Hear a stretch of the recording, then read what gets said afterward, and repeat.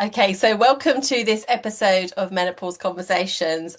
It's nighttime here, but it's daytime with you, right? This is Dr. Sarah Yep, it McKay, is. my returning guest. It's been 3 years since I last spoke to Sarah, and she has been doing amazing things. And she's managed very recently to land herself on the #1 global podcast with Mel Robbins this year, which is absolutely fabulous. So I feel really very privileged that you're willing to come back on my little old humble podcast. So thanks This for is like this is like the number two invite of the year. Oh, thank you. Thank you. That's so sweet of you. So, we've just had World Menopause Day all over the world, and I couldn't think of anyone better to talk to about this Oh, than no, Sarah. that's Well, nice. because you know a lot about this sort of stuff. We just had a little chat before we started recording saying actually there's a lot of messaging that's very sort of samey. Narratives don't seem to have shifted very much, but some narratives have shifted so far the other way we almost don't understand anything about it. And I thought, well, actually, there's only one person that can help us understand the brain, and that's you. So for those of you that don't know Dr. Sarah, you've missed a trick there. So we'll put the original video in the show notes.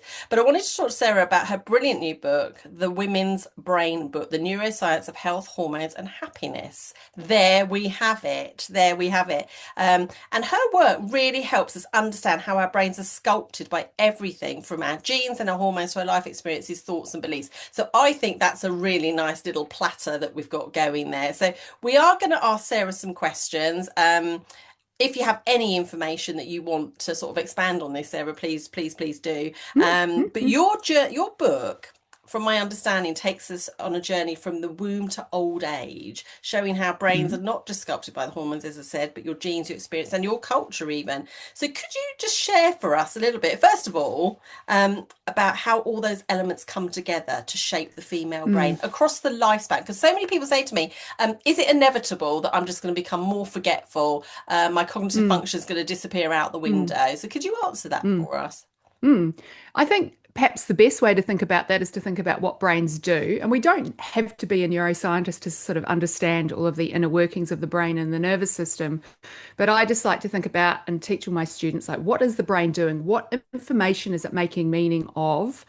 And why. And so the brain is sort of sitting in the middle of our body, in the complex ecosystem of our body, and then each of us is a human and a body and a brain, and the world is in a complex ecosystem of the world that we're in. And the brain is all the brain is doing is taking on board a ton of information from lots of different sources, making meaning of that information and then figuring out what to do next. And it can be making meaning like kind of within sort of a split second about a direction to give your body or your physiology to behave next, or meaning could be made across a lifespan in terms of brain health.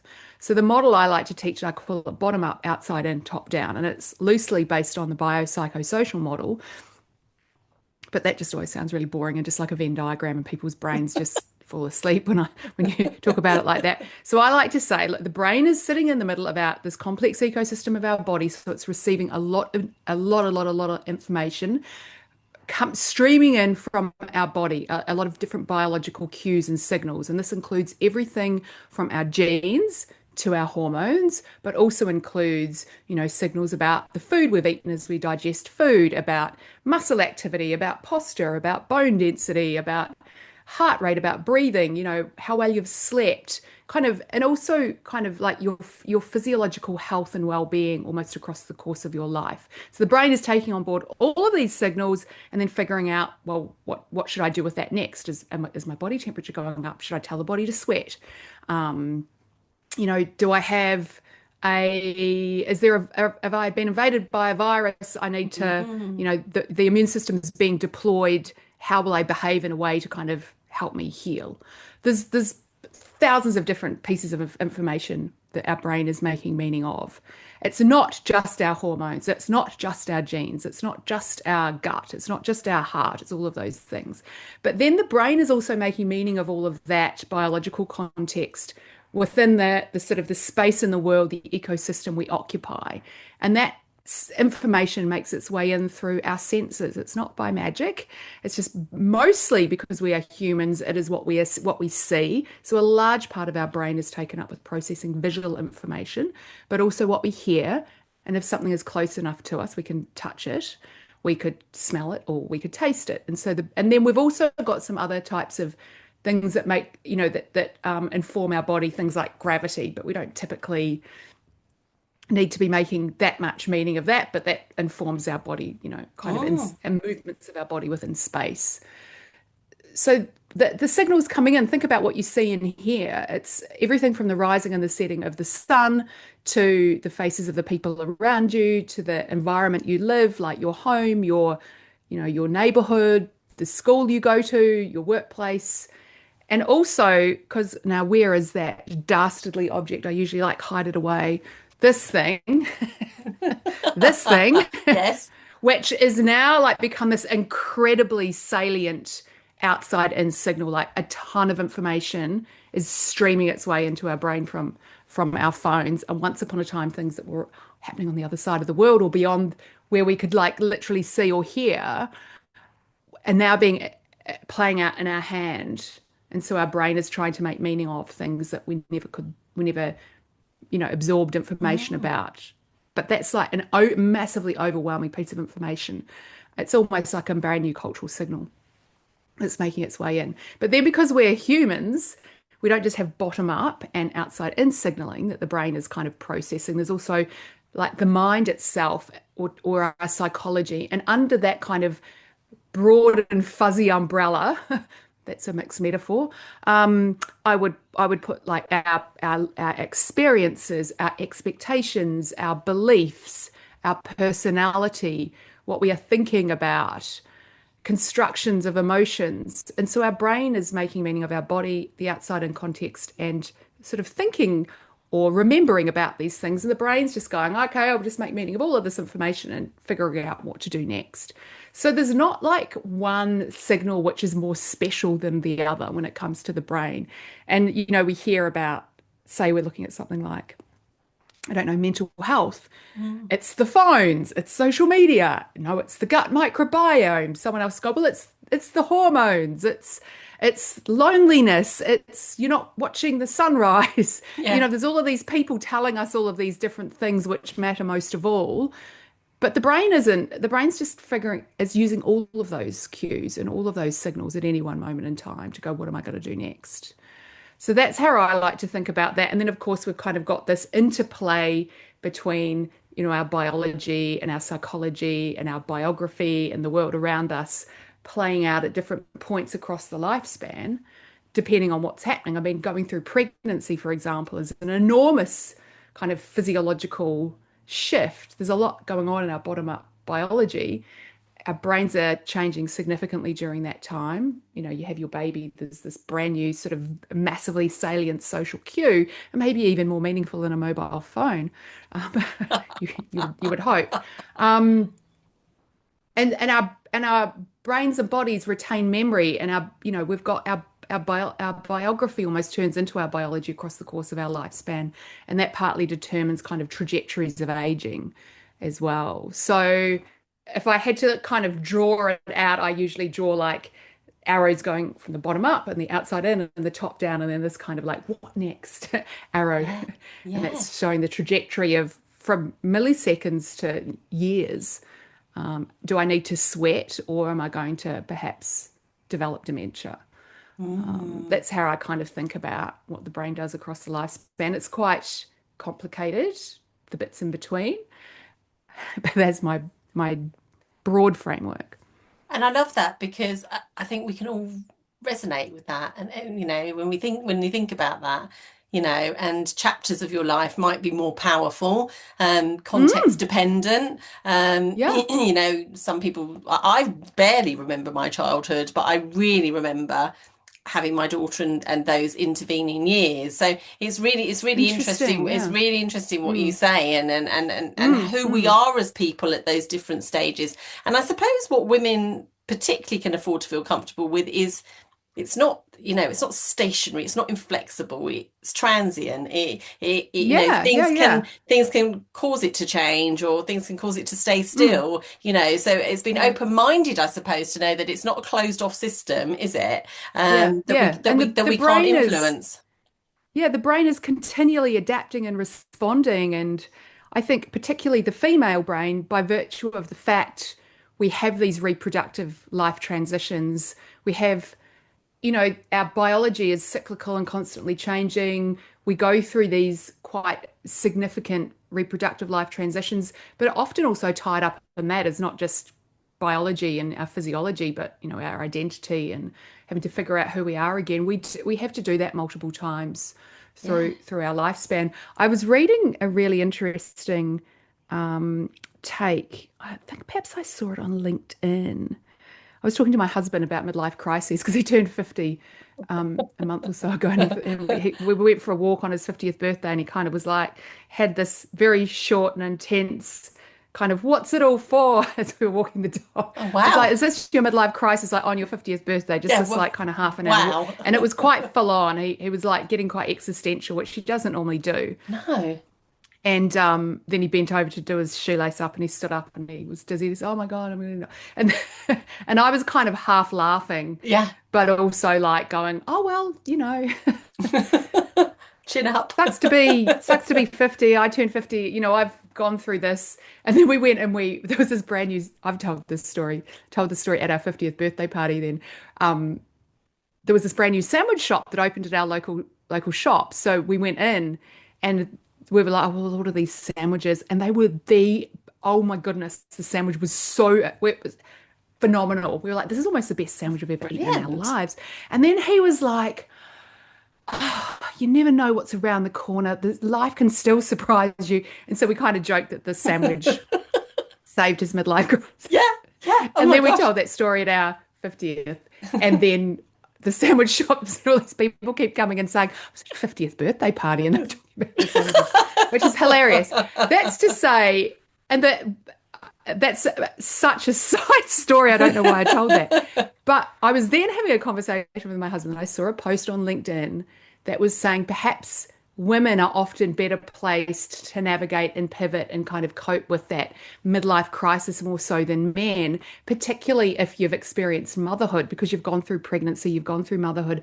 It's such a massive, complete, you know, it turns your entire self up, splits it into Mm. pieces, and then you've got to put yourself back together again, even if it's wanted and Yeah, you of love course. your, you know, you love that experience. It's such a massive identity shift. So we've already kind of done that. You know, Yes. you become a mother, people say, oh, well, who are you, what do you do? You're suddenly like, oh, I don't know what to say anymore. Men have not necessarily had that experience. Sometimes the first time is when they're a bit older. And so we've had those challenges to our brain, both biologically but also almost existentially before. So when Yes. we reach kind of midlife, it's like, oh, well, you know, this is just another kind of shift. Yeah. And maybe we can give ourselves a bit more grace this time because we've experienced that before. Yeah. And I love that. And I just wish more people felt like that. I had a very sad World Menopause Day. I did a voluntary session down at my local gym. I was there all day, speaking to anyone Mm, who would come by. And I just heard the saddest story, Sarah, like truly heartbreaking. Like mm, women, particularly in their 60s and their 70s, saying, I wish I'd known about this sort of stuff. I wish wish someone had told me. Women who were going to just walk past because they thought it wasn't relevant to them any longer. Um, Only to find out that it is a massively relevant. And it sort of leads me on to my second question to you, which is that there is often this narrative of decline when we talk, not when we mm, talk about it, but when people talk about menopause as if it's the beginning of the end. Like, okay, you got to mm, menopause, now postmenopause is the end. Well, when in fact, actually, postmenopause is till the day you die. So I'd hate to think if the mm, next 35 years were going to be my end because I've been postmenopausal now for 2 years. So it's like, what is actually happening in the brain during perimenopause, mm, menopause, and postmenopause? And how can we see these changes as a time of renewal, for example, rather than mm. decline? Mm.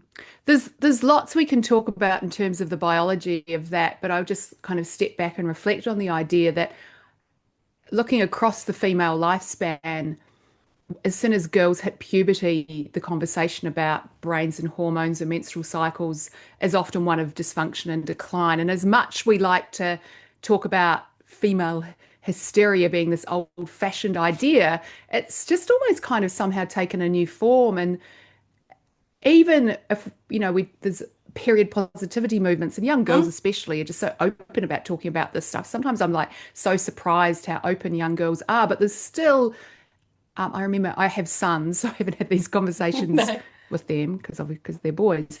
But some of the conversations I still hear are quite negative and focused on what's going wrong or the dysfunction, not the celebration. And Mm. similarly with pregnancy for a long time, any conversation about the brain and pregnancy was about dysfunction and decline and instability and all of the things that go wrong. There's never a recognition and an acknowledgement about the possible upsides. And that, and just not to, I will talk about menopause in a moment, but when it comes to pregnancy, Yeah. there's even been some conversations in academia that because the cultural narrative has always been around baby brain and forgetfulness and what's going wrong, that's driven the research. So the researchers have been trying to find the dysfunction and the decline and doing the cognitive tests and where are we seeing the failures. And that's driven the research versus what is actually happening in the brain and perhaps there's an adaptive benefit and an upside and a strength that emerges. Yes. And so I've been chipping away in that space for a while, trying to say that's what I wrote this book, Baby Brain, not to like continue to be flogging my books, but I wanted to say the surprising neuroscience of how pregnancy and motherhood sculpt our brains and change our minds for the better. Yes. Because the conversation is never about for the better. And menopause, I think, is kind of in this space. It was neglected and misunderstood and stigmatized. That said, we were doing clinical trials, on hormone therapy back in the 90s. It's just kind of had a bit of a rocky kind of rollout and Mm. road since then. But within the last sort of 5 years, maybe, the conversation, as everyone is well aware, has heated up. And in the rush to fill the gap and the lack of knowledge and to recognize what we need to know and don't yet, I feel like the conversation has focused on symptoms and treating women and helping women get through this phase. And there's been so much focus on that, particularly those women who need the help, who find it difficult, who have symptoms, et cetera, that again, we've focused in on just one aspect of that, not the broader story. And I really worry that some of the conversations have promoted gender inequality, Mm. gendered ageism. And I've got friends in their, I turned 50 this year. I've got friends in their 40s, and one friend of mine who works within health and medicine said to me, one, she's terrified now about the menopause. Okay. And two, even though she's aware of how all of this influences her, she said she had a job opening recently and was going through all of the applications. And she said, I feel like I'm going, I better not look at any of the CVs of any of the women kind of 40 and above, because what if they're like perimenopausal and have brain fog and la la la. And she said, and I know I shouldn't think that, but that's the only messaging anyone is receiving.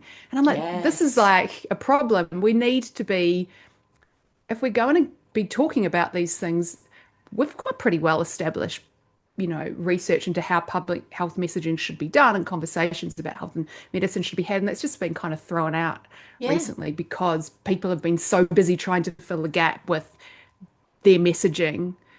So I understand kind of how we've got to this point. We're here now.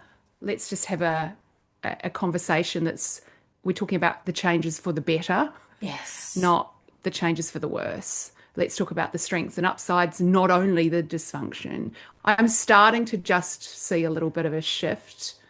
And there's some fascinating research coming out as well about how the cultural conversations are shaping women's health experiences, how social media is shaping health Mm. outcomes. We just had a publication here in Australia that was looking at the commercial determinants of health outcomes within the menopause space. And women are getting pretty cynical. And the outcome of that paper was here in Australia, at least women are getting pretty cynical and skeptical about the commercialization of their menopausal experiences. But we are starting to sort of see, and I believe there's a new research study. I just saw because good research should in advance register what they are studying. And Yes. so they registered this study saying they're really interested in the social media cultural narratives and how that's shaping menopause experiences of women. I have many thoughts on that, but I probably should just like go away from like my yabba about the No, I love it. space. I love it. That's What what are we? that's why you're such an interesting Yeah. guest because Like, you have lots of opinions. I have this opinion that social media is an active ingredient in a health outcome. We've seen this around the oral contraceptive pill even recently, that Mm. lots of women are starting to stop taking the oral contraceptive pill and take it or don't take it, but understand the risks and the benefits very clearly by understanding absolute risk and understanding, not just listening to someone on social media talk about how it's it's a negative consequence, because if you're taking it for your to manage your fertility and for reproductive freedom and agency and autonomy over your own fertility versus relying on someone else, the consequence could be unwanted pregnancy. That's never talked about in that space. It's as if everyone's just taking the pill to treat a zit or a skin or something. Yeah. But what we've seen is that the women who consume more social media narratives about the oral contraceptive pill are more likely to experience negative side effects, which may or may not be real, attribute them solely to the pharmacology of the pill, stop taking the pill. This has been tracked in the UK. And at the same time, there is a correlation, no one's saying it's causation, in terms of the number of pregnancy terminations. Now, that's, an interesting outcome and an interesting observation. Mm. I'm not coming at this with any particular political agenda apart from we have to understand that the information that we are absorbing through social media has consequences in terms of health outcomes above and beyond what we may necessarily be thinking about. And the brain, as I said, is making meaning of all of this. The brain is absorbing that outside in signaling that we are making meaning of. This phone is pretty salient, and the algorithms I was are about driving to that just say to that, us as the more well. you look at things, the more it drives that content to you, doesn't Yeah. it? So if that's your Mm. only, if that's your only reference point and you don't have other people to sort of moderate those views and opinions Yeah. that you're Yeah. consuming, it can be Yeah. really And there's dangerous, I some think. there's some very powerful, shiny, like easily digestible messages out there. And everyone is not the same. No. Every woman's menopause is not the same. My menopause isn't going to be yours. Just as if you've gone through pregnancy before, like if you have multiple Yes. pregnancies, every pregnancy is completely different. Yeah. And my experience of pregnancy and labor and, conception, pregnancy, labor and delivery, and then early motherhood was not the same each time and is not the same for each person. So the current conversations around menopause can be a little bit, it's, take HRT or you'll die. It's almost gone It's from very fear binary, of isn't it? HRT Yeah. Yeah. to FOMO. Yeah. It's just swinging and it will swing. Well, I hope it will swing back because I don't think that social media should be driving health outcomes, but it No. is. It is. And so, Anyway, should we and so, talk and so, about the so biology? get back to the bio. Come on, get back to the biology. So, Get to the biology. So we know you've got, I'm not going to bang on about perimenopause, menopause, the day you have your last period, postmenopause. This is a physiological, hormonal, neurological, it's also a bit of a spiritual, existential self-identity shift yeah, for men and for men going through midlife as well as women going through midlife. We've just got the added bonus of this reproductive transition in there. If we zoom in and take a look at what we understand about, particularly, we know a little bit more about estrogen in the brain than progesterone in the brain. Across the course of our lifespan, the more estrogen you are exposed to, whether that be through pregnancy, including oral contraceptive pills, no one likes saying that, but it's true. yes, The length of time between your first period, menarche and menopause, and we don't, when the HRT story is a little bit fuzzy still, but potentially is in there, the more estrogen you're exposed to across the course of your lifespan, potentially the healthier your brain will age. But there's 100 other things that will also determine aging and health. So we kind of understand that. If we zoom in and look at the role of estrogen on individual neurons and individual brain cells, particularly in the hippocampus, of the brain, which is where it's most well studied. We know that as estrogen levels rise, the neurons kind of put out lots of little kind of like spines on dendrites, which are kind of like little points of synaptic contact, and these will flourish. And then as estrogen drops, these will be pruned away. And we see this across the course of the menstrual cycle. We see this across the course of pregnancy, but we get such massively high levels of estrogen across the course of one pregnancy, more than the entire rest of your lifespan combined. There's almost a U-shaped curve there, in that it causes flourishing and then pruning away. Mm. So what we and we're sort of seeing across the course of perimenopause, we assume, we don't know because we haven't really looked at it, because we can't look at living individual neurons in living humans. Okay. And we can only look at it in rats and mice and kind of make assumptions that there's a lot of kind of pruning and churning of individual neurons and synapses across this point in the lifespan. Studies that have been done that have looked at the structure of the brain are quite conflicting. Some studies are showing during perimenopause, grey matter gets slightly smaller in volume and then kind of bounces back post-menopause. Okay. Some studies have shown that. Other studies have shown it's actually just kind of a bit of a sort of a steady decline of grey matter volume across the menopause. And others have said, actually, if you just look across the course of aging, there's sort of a slight steady decline of grey matter volume, but everyone will have a completely different trajectory depending on their overall health. So we're not entirely sure what's going on there. We understand in terms of brain networks, which are how neurons kind of connect and communicate in different brain regions, take on different kind of roles in the brain or have different jobs, and they become very segregated and efficient during puberty, and then very segregated and even more efficient during pregnancy. As you kind of get like if you look pre-menopause to post-menopause, which I mean, in some women could be like 10 years, right? Another woman, it could just be like 2. It varies. We see those networks starting to kind of integrate again, and it's almost as if that transition, which is perhaps driven by how well neurons are able to be efficient energy wise, how well they are able to kind of metabolize and use glucose and kind of run as little efficient little like kind of energy systems.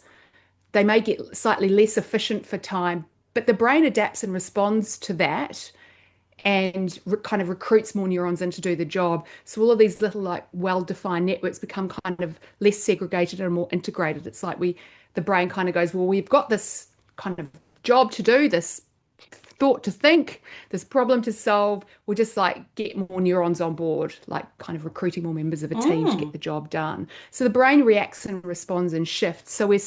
But we see that in the male brain as well, more broadly across that lifespan trajectory, that you get segregation and then you get integration with aging. The brain just kind of adapts and responds to the demands placed on it or the shifts. So we haven't really got a very clear picture of what's happening in the brain networks at that point in time. We do have a very clear idea around the neurobiology of vasomotor symptoms, so hot flashes, which are kind of one of the cardinal kind of signs of, but not in every woman all of the time. No. But particularly when estrogen's roller coastering, we know that there are particular neurons in a region of the brain called the hypothalamus. These particular neurons are responsible for setting your hypothalamus, setting your like thermostat in your hypothalamus, which is kind of like sets your body temperature. And your kind of range gets much narrower when estrogen is withdrawn. And that means you only need a slight increase in body temperature, that pre-menopause, your brain would just go, whatever, just go slightly warmer. Now it's going to hit the top level of the thermostat. And so your brain perceives that you have massively overheated and it needs to kind of do a really rapid kind of cooling response. And so it sends all of this signaling out to your nervous system, and also sends hormonal signals out to your body to rapidly cool off. And so that's why you get flushing and you get sweating. It's a massive rapid heat dissipation response. And you will then also behave in ways to cool yourself down. You're like, not only am I hot, you'll want to take your clothes off, so you'll consciously start behaving in a way to cool yourself down. When that happens at night, you've got the heat dissipation response, but often you're asleep, so you've got your covers on. So your brain then needs to wake you up. So you also then behave in a way to cool down. It can't just rely on that physiological response. And so what happens is the brain needs to wake you up. And so it does that by kind of, it almost like kind of startles you awake. And lots of women will be very familiar with that feeling of being sound asleep and then almost like kind of suddenly being wide awake. And it's almost like, I know how it feels. It feels like this kind of, but then I'm quite body aware. And me, when I've had, but I take HRT now, it feels like this kind of this adrenaline burst going through, and I feel it like kind of in my legs. I feel Okay. like I've got wobbly legs. Yes. And then you kind of wake up. You've gone from sound asleep to wide awake, and then you're like, oh, I'm hot, so you throw the covers off, and then you cool down. Then you get full asleep, and then you get cold. La la la la. It kind of goes on. Yeah. And so we've got this kind of repeated sympathetic nervous system activation that can happen like multiple times a night over many nights, weeks, months, years, if it's not well regulated and managed. And what is the consequence of repeatedly activating your sympathetic nervous system when you've gone from, 0 to 100 almost? That makes your nervous system more hypervigilant. The kind of consequence of that is feeling like kind of wired, and you're kind of like something's not quite right, and it doesn't take much so you've got this bottom up signal from your body about that you're hypervigilant, which was your brain's way of trying to cool you down. Well, we're humans, so it doesn't take much time at all if you're woken up in the middle of the night to start filling in the gaps as to why you're feeling kind of like a little bit anxious and worried. You'll Yeah. just start finding things to worry about. Who hasn't lain awake at night and worried about everything under the sun that you will find something straight away to be concerned about, because our brain will fill in the gaps. It's going, I feel worried. What can I think about? There must be something. And so some of the first symptoms that lots of women experience are also like that kind of heightened level of anxiety. If you've got heightened levels of anxiety, you've got disrupted sleep, some of the downstream consequences almost inevitably might be what women might call brain fog. Lots of women, particularly those that have experienced depression before, might have a recurrence of depression. You've got this kind of constellation of all of these symptoms. The trouble is we could put estrogen back in with hormone therapy, menopause hormone therapy, and that can kind of put all the dominoes back up. But particularly if you were never a great sleeper, you already had insomnia, particularly if you probably already had depression, maybe if you were already anxious, it's kind of hard to like wind it back just very easily. So Mm-hmm. sometimes it's almost like too many dominoes have fallen. And so that's why often we can see hormone therapy help treat the vasomotor symptoms, but not necessarily always treat all of the other components, because they often have like a really strong kind of psychological aspect to them as well. It's not purely put it back in, cure depression, cure anxiety, cure sleep, No. cure brain fog. And we see that play out in clinical studies that have looked at that. We're so busy focusing on the brain, I think, and worrying about dementia in these menopause conversations. We're not thinking about the brain and the nervous system and the body and how it's all interacting. And there's all of Yes. these feedback loops kind of at Yes. play.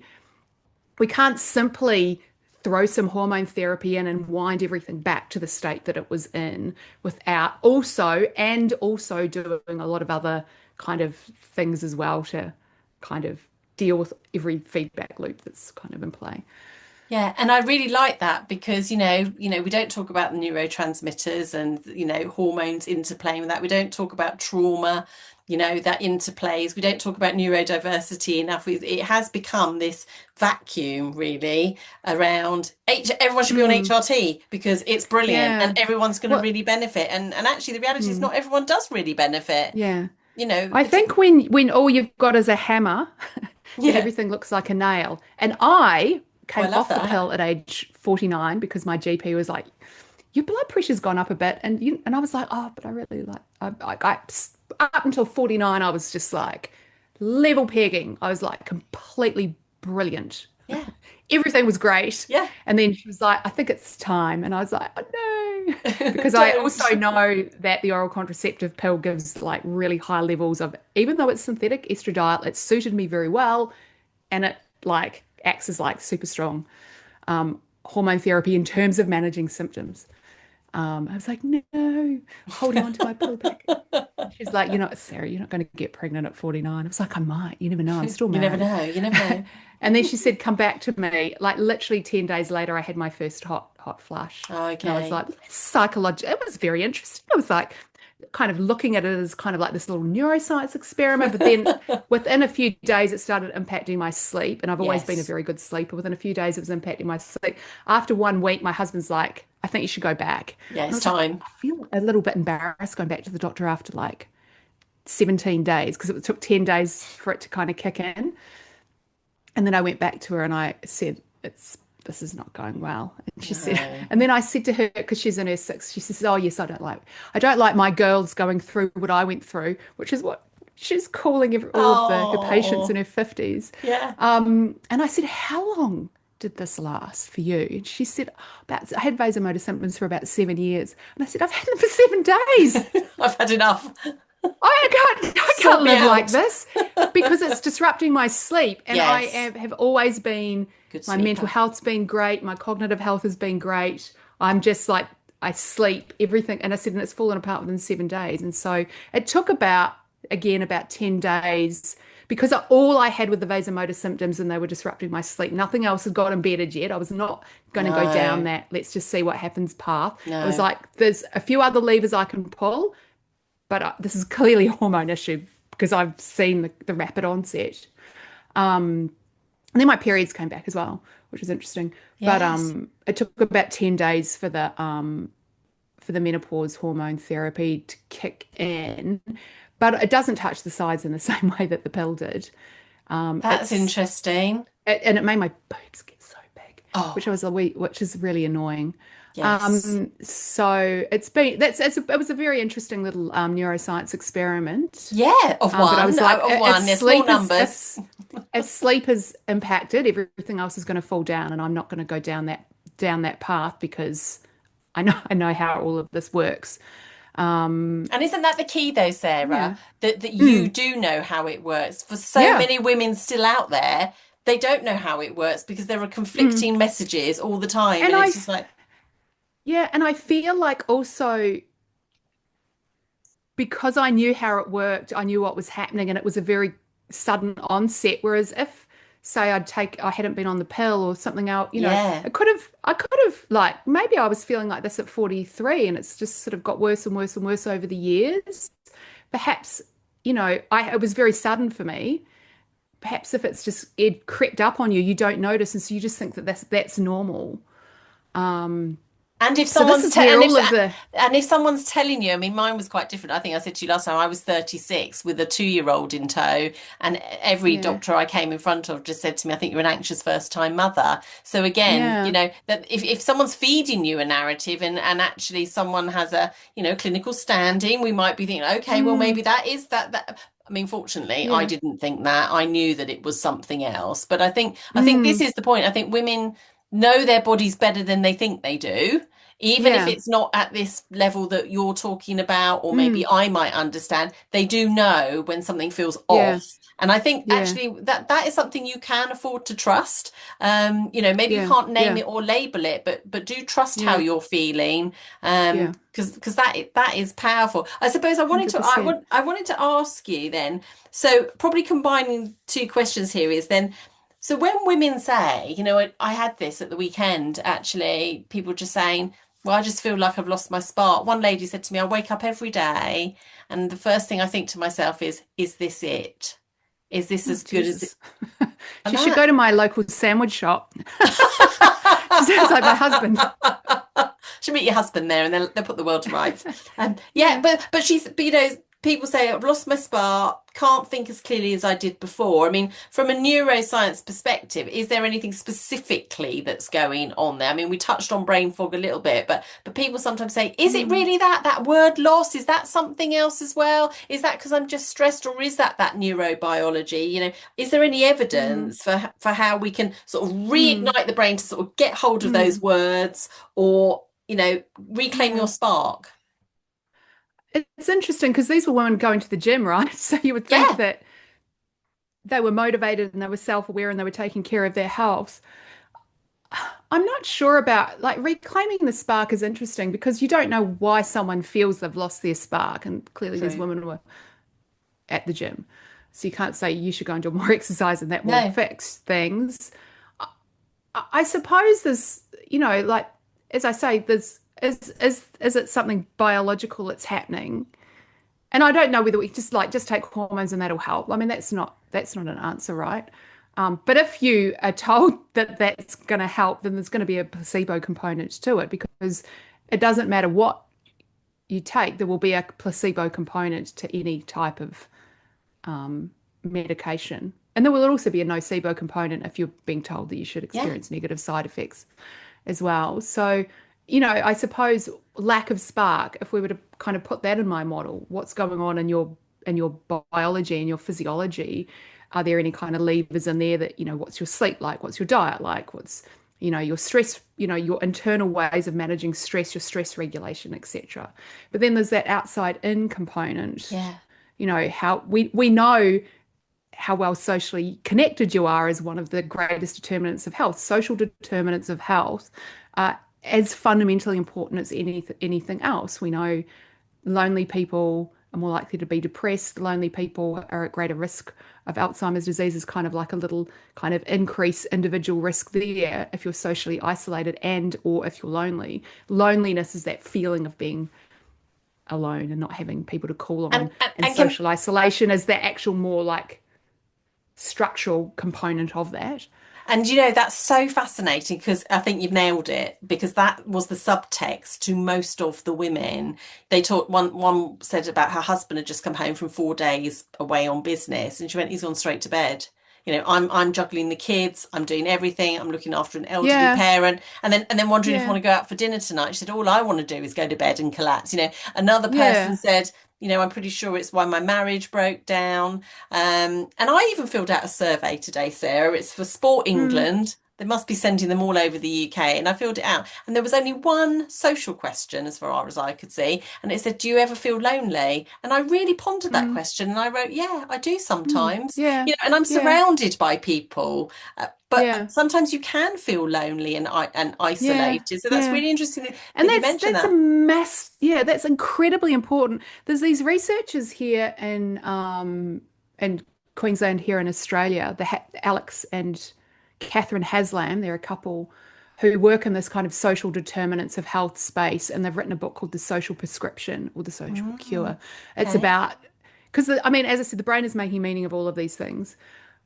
It's not ever just one thing. No. But and it's interesting because they've done clinical trials looking at it's not just, oh well, if you feel lonely, oh we'll go and find some friends to talk to or ring someone or join a group. What they do, they go through a very kind of systematic process. And I did this at one point in time a few years ago when I was kind of feeling a little bit sorry for myself, where I had, I had some kind of friends I'd met through the boys' kind of schooling, and then they'd kind of drifted off, and I Yeah. saw that a group of them had that kind of story you hear, like I saw they had all gone away on holiday together, and I was like, why weren't we invited? Oh, I've got no Yeah. friends, and it was all very heartbreaking. It's like, oh, God, I'm in my late 40s, and it's still as hard as when you're a teenager and you get Yes. excluded. And it probably was nothing, but it took. I was like, I'm going to apply the system, and that you kind of go through all of the different sort of parts of your life where you connect and meet people and interact with people and almost kind of map out your social connections and map out where you could facilitate more social connectivity. It's almost like you treat it like kind of like a whiteboard type project, Yes. which and it feels really like, oh, well, surely everything should be natural and easy and organic and just kind of you should make friends, but you can actually sort of strategize that process and look for opportunities and create opportunities and think about, you know, facilitating feeling togetherness with people instead of loneliness. And I Mm, remember when I wrote the Women's Brain book the first time, and I got to the end of that process, and I was writing the kind of how to have a healthy brain part at the very end of the aging chapter. yeah.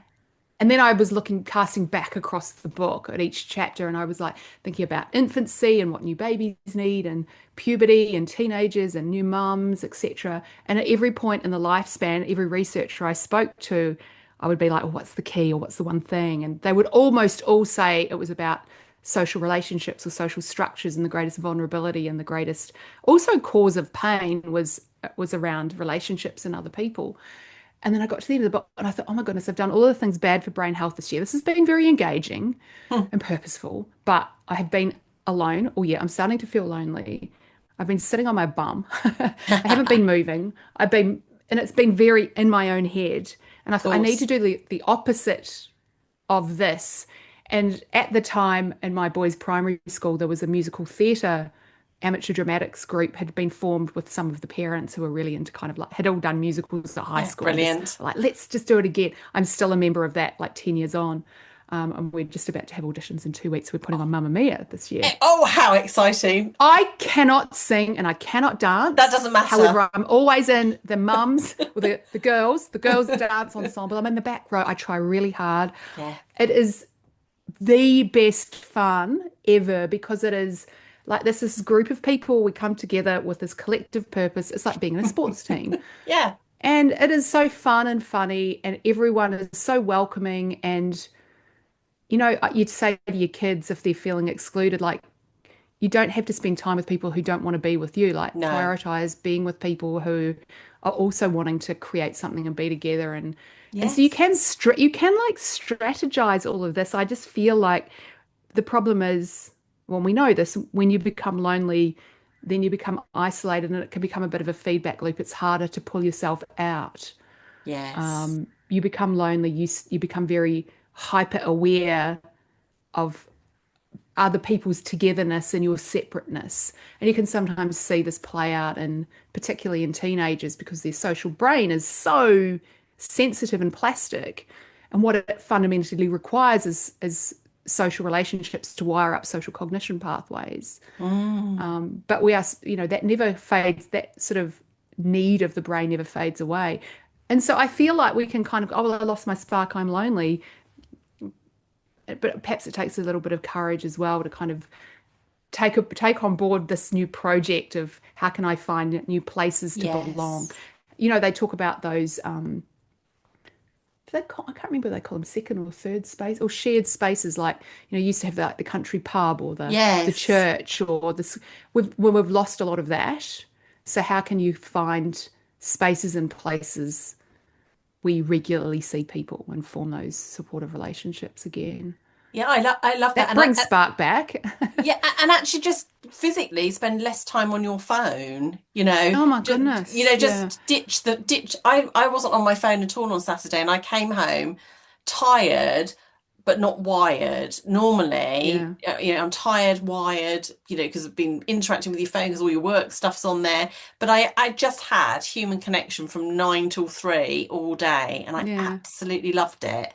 And Yeah. It's so it's so yeah. powerful because it's just like that energy exchange, that those Mm, opportunities to sort of bump start those skills around compassion if you've not actually physically been with mm, people. And it really was, I mean, it was hard listening to those stories, but it was lovely as well, come back with a sense of mm, purpose. So I mm. agree massively with you in that whole sense of belonging. And I think that can Yeah. change, like mum groups, friendship groups. I mean, I've lost quite a few of a crowd of people because what I've realized is whatever's happening in my brain, I'm sort of like boxing off actually what's really important to me, like in terms of what do I value, what gives me a sense of purpose, and actually who's coming along or who resonates that idea and who definitely doesn't. So I hear a lot of women also say, is it common to lose friendships around this sort of time? Is it common to be a bit more fussy or particular about who you spend your time with, or Mm. who are the mood hoovers or energy drainers, or who are the radiators of Yeah. energy? I sometimes feel that I sometimes wonder if it feels like a bit sort of the TikTok vibe is around having boundaries and around, cutting out the people who don't do this. But that feels very final and very like they're, very limiting instead of just being a bit more kind of without wanting to quote Mel Robbins, the kind of the let them thing. Like if you don't need to cut them out entirely or stop being friends with something. That feels like kind of going back to high school. We need to have these tight boundaries and things. And I yeah, I have a few reservations about some of the way that that is presented, as if I will only be friends with this person because everything they do gives me energy, and Yeah. it feels a bit one way. It doesn't really Yes. feel very kind of collective and like understanding and gentle and compassionate. But, obviously And I guess it doesn't it different depend as people might have well, different thoughts on that. what your bandwidth is. What have you, like you said, bottom up, outside in Yeah, type thing. What have you been surrounded by? If you've seen that play out, as we have as yeah, as younger people do possibly, and then the sort of onslaught of social media, it can be very yeah, much like that. I suppose what I'm saying is you don't have to yeah, sit and put up with the stuff that doesn't make you happy. yeah, You've got a 100%, choice. 100%. And Yeah. actually there's degrees, isn't there? I think that's the thing I'm saying, is there's a flexibility, Mm. to make better choices for Yeah, yourself, yeah, whatever yeah, those look like. I yeah. suppose then, sort of like coming towards the end, but as always, we could always talk to you for so much longer. I suppose when you think about how important women's brain health is, well, all of our brain health, not just women, and yes, we are finally seeing it take more center stage in terms of research and public conversation. You have so much wisdom, I'm sure, and knowledge about this, but if you were to give any advice about how people can embrace the next chapter, whatever that is, wherever you are in your brain development, wherever you are in your life, Mm. and your brain and body health, what advice could you give to people? Where would be a good starting point, in terms of being more aware about your brain health? Mm. Well, we're not on a trajectory of decline from age 18, No, thank goodness. which feels a little bit like that's the current narrative. We're getting all of this new research emerging now because, and perhaps is driven by, the self-interest of researchers in midlife going, we've got all of these battery of cognitive tests, and the conversation is often focusing on the decline of skills from our 20s onwards, but not looking at, well, actually some skills increase and the trajectory, continues to go up all the way through lifespan.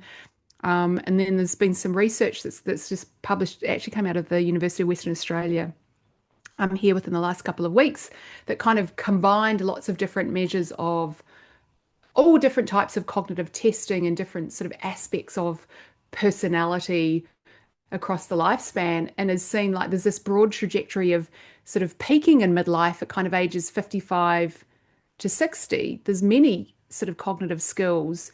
We might package these up and call them wisdom, or pattern recognition or cognitive flexibility that are peaking at this kind of midlife. But we're so busy grieving what we have lost and focusing in on these like kind of tiny blips like brain fog during Mm, perimenopause for many women, as if like this is the first sign of Alzheimer's disease, and everything we do from now on is to kind of prevent this decline, which means our attention is amplified onto the tiny little mistakes and missteps we make, and we perceive that as some neurological deficit, when it might just be there could be a lot going on in your life, and yes. perhaps it's really hard to pay attention to all of the things. I have noticed personally within myself, because I think and write a lot about this space, and I'm very aware that when you pay attention to anything, you can amplify its meaning and then start to feel that symptom play out more often. I had that recently with kind of an experience of dizziness I had, and I ended up having MRIs and seeing a neurologist. Turns out Yes. it was stress induced, but I was trying Okay. so hard to understand the dizziness and get rid of the dizziness. I even had a folder of research papers on my computer called Dizzy. I tried all these medications. I went to see the neurologist, and he's like, did all of the tests. He's like, tell me about what happened in your life last year. And I'd had a couple of very, very stressful um, events happen with a family member. And he's like, Okay. I'm pretty sure this is psychosomatic and it's stress. And I don't perceive psychosomatic as some downside. It's a psychological reaction to stress. And I Yes. amplified the dizziness. And he gave me some cognitive tools and techniques to reduced my attention to the dizziness and it went away within a couple of days. So I'm very aware that any symptom that we focus on, we can amplify it by Yes, that's focusing in so on it and true. looking for it. So true. And because we are never told about, we're only told about brain fog and menopause hormone therapy, we're never told about this trajectory of what can happen at midlife and later. We it's almost like we're not looking forward to anything, and so we're not looking for the strengths and the upsides that come with maturity, that come with wisdom, that come with pattern recognition, that come with, a career in which you're experienced. It may even be that the aging brain is adaptive.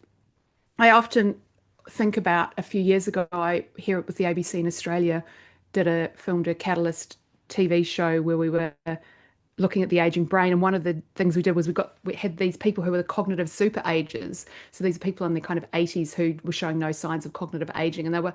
were the most optimistic, cool, enthusiastic group of people they've ever met. And we had their offspring who were all in their 40s and 50s, who were also, they were all remarkably slow ages. They were all very useful for their chronological ages. And we got the elders to kind of navigate through the maze and the youngers to navigate through the maze. And the young ones were much quicker. They got to the end much quicker. We were kind of raced them. But the elders, because we had a drone and we were filming them, looked at a map before they went in. Everyone was assigned a different role. They came up with a strategy of how they were going to navigate through the maze, and then they just went. You can look at the TV show, and then they just noodled their way through the maze. They made no mistakes, and they came out the other side. The young ones just went in the maze. Someone went off that way. Someone did a recce that way. Someone would go, oh, to see if that's the right way, and they'd run off and they'd come back, and they kind of made lots of errors along the way, but they were quicker. Yes. And so, if we're only measuring speed, we Yes. go, well, the younger ones clearly are much better. But we could go, well, we could look at error rate, or we could look at strategy, or Mm. we could look at group coordination. And sure, the elders were slower, but they had a completely different strategy. Maybe they were like, oh, we can't rely on our physical, youthful ability to scamper this way and that. But they came up with a strategy and they deployed it. Totally different strategies based on different brain I really ages, like right? that. So I really like that. why are That's fantastic. we're valorizing or grieving the loss of speed and not looking at what we gain and make space for? And maybe there's an adaptive benefit to having a brain that's older and that we've moved from that kind of growth and generation, and we're building a family and we're building a career and everything, we need to react and respond quickly, and it's almost like competitive with other kind of people, other members of our species. And then we get to the point where we no longer have to do that, and we are slower and wiser and more strategic, and we can impart our wisdom. I also think about why, from if our brains are always adapting and evolution is always kind of driving adaptation, why why do we have hot flashes? Why doesn't the brain adapt and respond very quickly? Like, Yes. what was Mother Nature's intention? Why have we not evolved to just adapt quite quickly to the menopause? But evolution is driven by reproductive fitness. So if we've already reproduced, there's no evolutionary drive to make a brain not have a hot flash No. once you've finished your reproductive years, because there's no driver there. It doesn't matter to your offspring if you're hot and bothered or not. So that's kind of how I've sort of tried to resolve why the brain takes so long to adapt. So we have to kind of be quite thoughtful and strategic then about the meaning we make of those later years, because we're kind of, we can't just solely rely on our quick biological adaptation, but maybe, there's something that comes from the slowness and the thoughtfulness and the wisdom and, the years and years and years and years of crystallized intelligence and knowledge that you've collected. But we don't ever want to talk about that. We want to think, what is that 20-year-old finance bro who can do quick mental maths? He's peak. Luckily, we've got other data showing, well, actually, you're going to peak later. I think that's such a positive message to almost leave our podcast on, because for so many people, they almost feel like I'm in the last stage of my career, when in fact, actually, it's totally possible you could be thinking of many new things to start. And we see this Yeah. group, don't we? Kick-starting business ideas, doing things that they maybe put on the shelf in their 20s and 30s. They're now cracking on and getting Yeah. those things done. It's not Yeah. We all need doom and to, gloom. yeah. The midlife conversation needs to be about not just menopause symptoms and the No. menopause advocacy in the workplace. Sure, that's really great. But if it's all about, having to have leave because you're tired because you had a hot flash or you've Yeah. got heavy bleeding, it's very much focused on the symptoms. The and I don't want to use the word medicalization because people come at you and there's all of these arguments about saying medicalization, commercialization, whatever. But if the only conversation is about that, then gendered ageism is like an automatic consequence. We're not making space for a conversation about the benefits of being in midlife. We're busy Yes. focusing on some women's symptoms some of the time. And I don't think that that's to the benefit. We've got data now that mental health, universal mental health awareness interventions in schools have negative consequences. They make some kids more depressed and more anxious. So we're having to roll them back and go in much more targeted interventions instead of talking about mental health to all kids all of the time in all schools. That's had that has unintended negative Yes. consequences.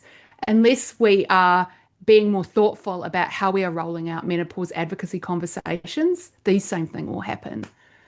Well, We've gone can in I with good say, intentions, yeah. but there might not be good consequences. Yeah, and I think that's really interesting, because one of the things that I do, because I'm an executive coach as well, is I've sort of combined those conversations to talk about, what are you strong at? What are your strengths? What are the things that you value? So almost bringing into people's sort of awareness, if they're even hyper focused, and say, well, let's just talk about something that we maybe have never talked about, which is, what motivates and energizes you? What are you strong at? What do you like Mm, doing? What do you enjoy doing? And I think for many, many women, they've never had that opportunity to look inward on yeah, themselves, to go, yeah, actually, what do I want? yeah, What do I want yeah. now? Not, things are different for me. So we talk about this version 2.0. Well, how do you arrive at Mm, that? By luck or mm. judgment? So I think there's a Yeah, lot that, and the people around these women too, because they're all being influenced by the conversations, and I could think of nothing worse than everyone kind of looking at me going, "Oh well, because she's a bit hot and bothered yeah, and moody because she's 50, and me not getting opportunities, and it makes me want to cry that someone would think like that about me at this age yeah. because of the unintentioned consequences of good intentioned advocacy. I hope that it's going to start changing. I feel like there's a bit of movement kind of Yes, against, like yes. you said, like your what did you say? I mean, I didn't pay too much attention to Menopause Awareness Day because I feel like every single day that's being fed to me in my algorithm, so it was no Yeah, different yeah, to any other yeah. day. But you said it was a bit flat. I don't know It, whether wa- you're seeing it was a here. change in. Yeah, yeah. People are saying on social media, there's a sort of generally a fatigue. Certainly, we've had a lot of big data published here in about menopause in the workplace, and it makes grim reading. Really doesn't look very good at all. And businesses are, a bit battle fatigued with it all, as they are with mental health. So it's like, actually, Yeah, that is testament to, I think, what we've been saying is the narratives are not helpful. They're not changing anything. And actually, I've heard yeah, people come up with phrases like difficult woman syndrome, women yeah. of a certain age, we've got that being purported around. So Yeah, so that's the gender it's that ageism, which is connotation. Yeah. creeping back in, Yeah. because menopause is being framed as this kind of like reproductive event. And like men are going through midlife too. Men are like, there's all kinds of things happening Well, in you've got the humans cup. at this You've got the couple pause, haven't stage. you, as well? Where men's testosterone is naturally age-related decline of that as well. So I think it's more a broader, distance ourselves a little bit from the symptoms, but actually let's really look inward on what the process is, what is actually happening, and not Yeah, just with our hormones. And so yeah, so we need the research to drive yeah. that, of which you are massively involved with these Yeah. sorts of And conversations. I will just say I don't do the research. I'm a No. science communicator now. I used to work in the neuroscience research lab, but now, and I am an internal optimist. And I've had a reasonably easy time of life. I Good. didn't, I'm not riding the roller coaster of hormones. No. So of course that colors part of my messaging, but I know I'm not the only one. And I just don't want everything to feel down and negative and about dysfunction. That said, when I have been trying to promote different messaging, you know, we can have all of these conversations. Me saying perhaps midlife is a peak cognitively doesn't mean menopause advocates should shut up. It's not that. It's just there's space for all of these conversations. It's not high school. Yes. It's not we don't need to have a turf war. There's not like some people are allowed to say some things and others not. There's space for all of these conversations, and I'm really interested in talking about that female brain lifespan trajectory, you know, from childhood through, and try and just be a bit more optimistic and upbeat.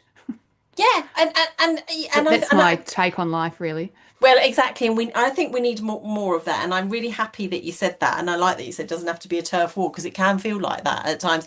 And and and Yeah, it certainly does. There's people, with very large coming out followings and saying saying very that. large things. So Yeah, and so just yeah, do your own homework, do your own fact fighting. So yeah. okay, so we're just gonna bring this to a close, which is such a shame for now. But if you want to know more about any of Sarah's books, the Woman's Brain book, the Baby Brain, and Brain Health for Dummies, knock yourself out. We'll put some links to those either for Please Audible do. or to buy those in person. But actually, your website is pretty magnificent as well, isn't it? Because you do courses and things. Your Instagram is lovely, really Oh, always thanks. putting great stuff out there. Really, if you want to Yeah. digest stuff, simply go on to Sarah's stories. Definitely follow her.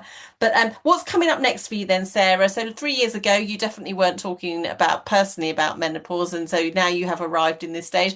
What other plans have you Oh, have no, you I got? still don't really like sharing my personal stories, to be perfectly honest, because I think it's just an anecdote and that's just my how I've lived my life. It's not really not that it's not anyone else's business. It's not anyone else's business, but also like you do you, right? Everyone's got Ex a e- different e- e- story, and I don't want exactly. my story to, have anything to do with someone else's healthcare decision because I'm not a doctor.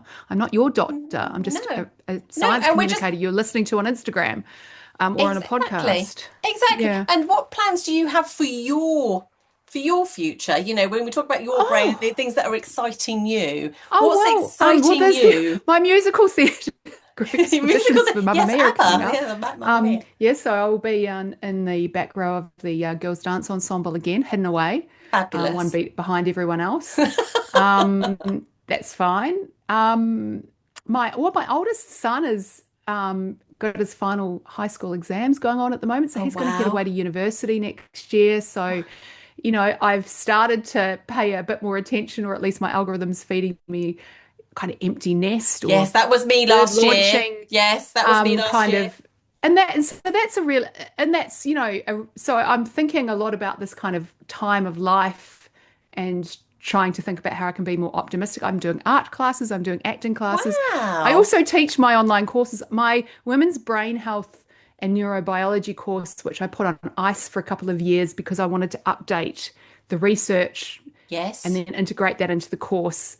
That is relaunching in November this year, in about a month's November the 17th. I don't know when this podcast Yeah, will come yeah, out. yeah. No, we will definitely So make sure note of that. I'm relaunching that, which is sort of my no fluff science first approach to women's brain health across the lifespan because it's no longer niche. There is a lot of information, there is a lot of noise, there is a lot of research, there's a lot of conjecture, there's some turf wars.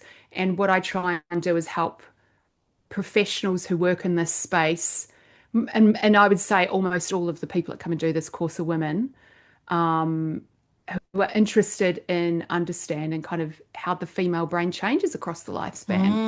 Mm. And so that's starting up again. And that I have like kind of 5 days of live Zoom interactions, but then sitting kind of behind that is the online course component with kind of tasks, homework tasks, reading, Brilliant. etc. So that kind of opens, and then every kind of couple of months next year, I'll have the 5 day live kind of Q&A session. So that will be running again. I'm really excited to get that up and going. And what people have to do for their certificate and their accreditation is do a 5 minute little presentation to the class, which sounds quite confronting, but it is the best. Selfishly, I love it because I get to see all of these different amazing professionals, how they've made meaning of the neuroscience and kind of integrated into their work. Wow. And they mirror that So back there's to an you. amazing, amazing global cohort of, as I said, it's mostly women Yeah. professionals who are working with girls and women who are interested in, and that's getting going again next month. Oh, that's exciting. So I'm pumped about that, and then I've got all my other courses, which, Yeah. but then mostly I go to the beach, I walk the dog, I go to the gym. What a lovely, that's Try lovely. not to eat too much. No, you sound Try like, trying really hard not to drink too much wine. Um, but you've just got your all the summer start. usual. You've just got your summer starting, haven't you? You said how hot it Yeah, was going we to had be today. an early start to summer this year. It's been there was some crazy stuff happened over Antarctica, and it's kind of altered the weather pattern for the last kind of 6 weeks across the kind of eastern seaboard of Australia, which is good because I feel like it rained for 3 years, and now we've had really lovely hot, dry weather to dry out. So, Yeah, and our summer you was know, quite similar actually. So I think it was like a 1970s summer we had here in the UK, and then it oh, that suddenly sounds just went to the nice. autumn. Yeah, then it just suddenly went to the autumn. So like everyone was Mm, like, "Well, where's that nice Indian summer that we were expecting?" But it is. mm. We are having some lovely weather. So I mean, well, I'm not going to keep you from your day. Just wanted to say thank you so much, Sarah. Thanks for being gracious to come back on our podcast. I look forward to putting this out for you, and it's lovely to hear that you're expanding your horizons as we all have this offer to expand our own horizons in our brains and in our lives. So, Dr. Sarah Yeah, McKay, thank you so much for being here today. Really enjoyed speaking to you. thank you.